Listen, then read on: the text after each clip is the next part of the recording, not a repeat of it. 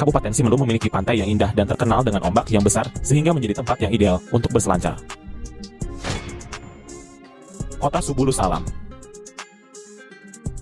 Kota Subulu Salam merupakan kota kecil yang terletak di Provinsi Aceh dan memiliki jumlah penduduk sekitar 95.199 orang pada tahun 2022.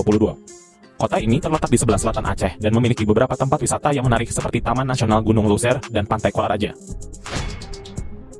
Kabupaten Aceh Jaya.